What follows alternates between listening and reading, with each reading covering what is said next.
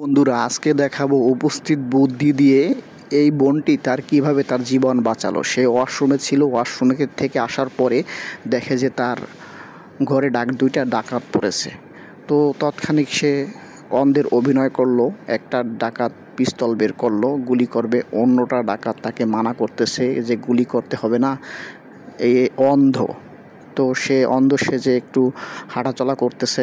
তখন একটি ডাকাত তার মাস্ক খুলে ফেললো এবং এই আপুটি অন্ধ কিনা এইটা দেখার জন্য তার সামনে গেল এবং তাকে পরীক্ষা নিরীক্ষা করতেছিল। তো সে বুঝতে পারলো না যে সে অন্ধ না, সে এমন অভিনয় করলো, তারা মনে করলো যে আসলেই সে অন্ধ। তাই তারা তাদের ডাকাতির কাজে আবার লেগে গেল। এই আপুটি অন্ধ সেজে চিরুনিটি তার হাতে নিল, সোফায় বসলো, চিরুনিটি হাতে নিল, নেওয়ার পরে চুল আঁচড়াতেছিল। তারপরে একটি ডাকাত তার পার্স থেকে স্বর্ণ নিতেছিল। তো তখন সে তার হাতে ফোনটা নিল, তখন ডাকাতগুলো চমকে গেল। তো সে পুলিশকে কল করবে সম্ভবত। তো সে একটি নাম্বারে কল দিল এবং পিৎজার অর্ডার দিতেছে। তো ডাকাত তো ভাবতেছে সে পিৎজার অর্ডার দিছে, ডাকাতরা মনের সুখে তাদের ডাকাতি করতেছে। দেখেন, একটি ডাকাত স্বর্ণ টাকা পয়সাগুলো একটি ব্যাগে ভরতেছে। এর ভিতরে অন্য পাশের একটি ডাকাত একটি লকার খুলতে গেছে, কিন্তু লকারটি খুলতে পারতেছে না। তো সে ফোনটি নিয়ে আই কন্ট্যাক্টের মাধ্যমে লকারটি খুলবে, এইরকমভাবে তারা প্ল্যান করতেছিল। আর আপুটি ঠিকই অন্ধ সেজে তাদের সামনে বসেই ছিল। তো ফোন নিয়ে যখন লক খোলার জন্য চেষ্টা করতেছে, লক খুলতেছে না, হয়তো এটা ফেস লক।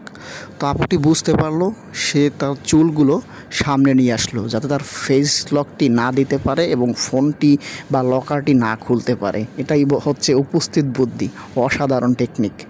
যখন চুলের জন্য মোবাইলে ফেস লকটি নিতে পারছিল না, তখন আর একটা ডাকাত উঠে ফোনটি হাতে নিয়ে তার একটা পিকচার থেকে ফেস লকটি নিল এবং ফোনটির লকটি খুলে ফেলল। তারপরে ফোনের লক খোলার পরে লকারটির কাছে যায় এবং লকারটির কাছে গিয়ে স্ক্যানারের মাধ্যমে ফোনের সাহায্যে লকারটি খুলে এবং লকারটি খোলার পরে লকারটির ভিতরে প্রচুর সোনা দায়না পাওয়া যায়। ডাকাত দুটি খুবই খুশি। এইদিকে আপুটি খুবই চিন্তিত যে পুলিশ কেন আসে না, তার চোখের সামনে সব কিছু নিয়ে যাচ্ছে ডাকাতি করে, সে কিছুই করতে পারতেছে না, তার হার্টবিট ক্রমশ কমে যাচ্ছে, সে খুবই চিন্তিত হয়ে পড়েছে।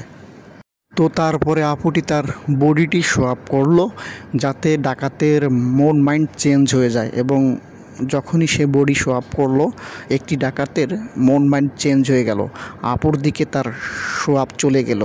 সে আপুটির পিছনে যাওয়ার চেষ্টা করতেছে। তো যখনই একটি ডাকাত তার পিছন ওয়াশরুমের দিকে গেল, অন্যদিকে অন্যটি ডাকাত তার ফোনটি একটু ধরে চেক করলো। তো সে বুঝতে পারলো যে সে পুলিশকে ফোন করেছে। আর এই দিকে এই আপুটি ওই ডাকাতটি যে ওয়াশরুমের দিকে গেছিল তাকে স্প্রে এবং লাঠি দিয়ে পিটাচ্ছে।